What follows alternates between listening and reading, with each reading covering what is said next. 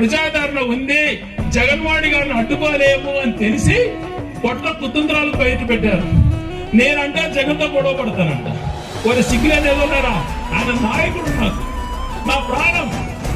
జగన్మోహన్ రెడ్డి గారు బయటికి పొమ్మని తోసిన ఆ పార్టీలోనే బతికేటువంటి సైనికులం.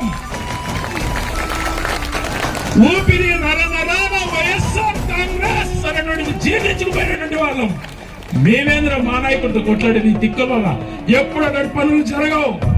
కేవలం కుట్రలతో చేతగాక వీడియో తయారు చేసుకుని కాదురా.